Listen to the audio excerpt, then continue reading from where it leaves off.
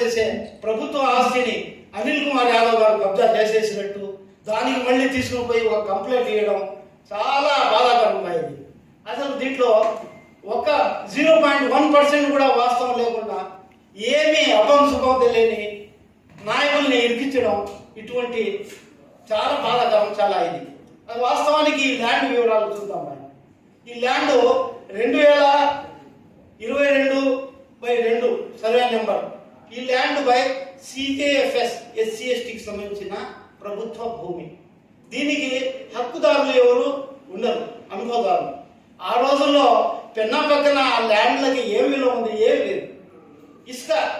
ఇసుక మేటలు వేసిన పరిస్థితుల్లో ఎవరు ల్యాండ్ దగ్గర ఉంటే ఎప్పుడు 40, 30, 40, 50 సంవత్సరాల క్రితం ఆ ల్యాండ్కి పట్టించుకునేవాడే లేడు, ఎవరో అనుభవం ఉన్నారు. అయినా కూడా ప్రభుత్వ రికార్డులో ఏ రోజు కూడా వాళ్ళ పేరు లేదు, ప్రభుత్వ భూమి అనే ఉంది. ఈ ప్రభుత్వ భూమి 2 ఎకరాలని అనుభవదారుడుగా కౌసర్ జాన్ అనే మహిళ వాళ్ళ అన్న యజ్దాని వాళ్ళు అనుభవదారులు అని చెప్పుకుంటా ఉన్నారు. దానికి ఆధారాలు ఎటువంటి పేపర్లు లేవు.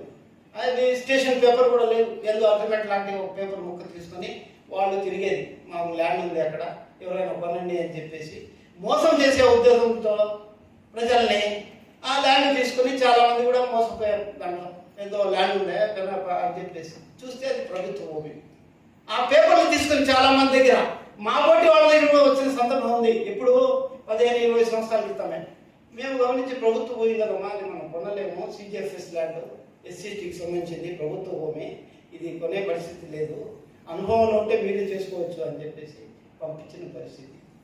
ఈ ల్యాండ్ని వాస్తవానికి 2015వ సంవత్సరం టిట్కో గృహాలు నిర్మించడానికి అప్పటి ప్రభుత్వం, తెలుగుదేశం ప్రభుత్వం నిర్ణయించి ఆ ల్యాండ్ని అక్వైర్ చేసింది. ఈ 2 ఎకరాలు కాదు, ఆ చుట్టుపక్కల చాలా భూముల్ని అక్వైర్ చేశారు. కానీ వాళ్ళకు సంబంధించిన ఎటువంటి క్యాష్ ఇవ్వలేదు, వాళ్ళకి అక్వైర్ చేసేసారు.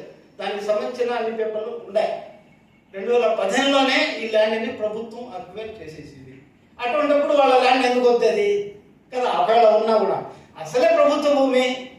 దానికి తోడు ఏంటంటే వీళ్ళు అనుభవదారులు SC/STలకి సంబంధించిన భూమి అయినా కూడా ప్రభుత్వం అక్వైర్ చేసినప్పుడు అప్పుడు కూడా వీళ్ళు ఈ పేపర్లు తీసుకుని మూల తిరిగేది.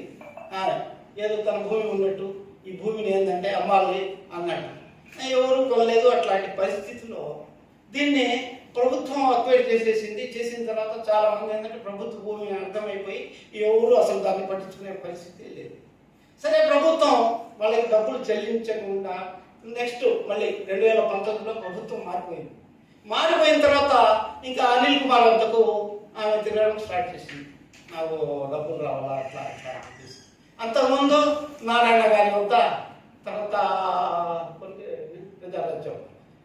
మునుమూరి శ్రీధర్ కృష్ణ గారి వద్ద చాలాసార్లు తిరిగి ప్రతిరోజు కనిపించే పరిస్థితి ఆయన పోయి నాకు డబ్బులు రావాలా ప్రభుత్వం. సరే, అనిల్ కుమార్ గారు ఒక ఆడ మనిషి తిరుగుతుంది అని చెప్పేసి తన పరపతిని ఉపయోగించి ఆయన కొంచెం కృషి చేసి వాళ్లకు టిట్కోలో ఇవ్వాల్సిన ఆ డబ్బులు ఇప్పించారు. దానికి తోడు 4 సంవత్సరాలైంది శాంక్షన్ అయ్యి. 4 సంవత్సరానికి సంవత్సరానికి ₹1,00,000 తప్పున 20 లక్షలు రావాల్సి ఉంటే వాళ్ళకి 24 లక్షలు ఇప్పించారు. అది ఆయన చేసిన తప్పు. డబ్బులు గవర్నమెంట్లో, పాత గవర్నమెంట్లో ఇరుక్కుంటే కూడా దయచేసి ఓ ముస్లిం మహిళ అని చెప్పేసి ఆమెకు రావాల్సిన డబ్బులు కృషి చేసి ఇప్పించారు. అది ఆయన చేసిన ఆమె సహాయానికి ప్రత్యుపకారంగా ఆమె ఏంటంటే ఇప్పుడు ప్రస్తుతం అనిల్ కుమార్ గారిని ఇచ్చి ఆయన ఏదో కబ్జా చేసినట్టు ఆ 22/2 ఆ సర్వే నెంబర్లో ఈరోజు మనం చూసాం వైఎస్ఆర్ కాంగ్రెస్ పార్టీ కార్యాలయం కడుతున్నాం. ఈ కార్యాలయం పరిస్థితికి వస్తే ఈ కార్యాలయాన్ని ఆంధ్రప్రదేశ్లో 2019లో జగన్మోహన్ రెడ్డి గారు ప్రభుత్వం ఏర్పాటు చేసిన తర్వాత 2021లో ఒక లెటర్ రాశారు ప్రభుత్వానికి. ఆయన ఏమని, మాకు పార్టీ ఆఫీసుల కోసం జిల్లాకు ఒక చోట ప్రభుత్వ భూమి ఉంటే లీజుకు కేటాయించండి.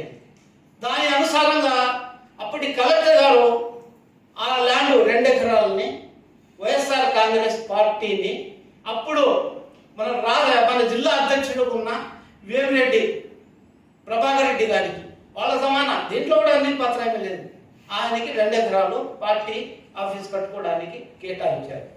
దానికి చెల్లించవలసిన లీజ్ అమౌంట్ 33 సంవత్సరాలకి ప్రభుత్వం నిర్ణయించింది, ఎకరాకు 1000 రూపాయలు అని చెప్పి.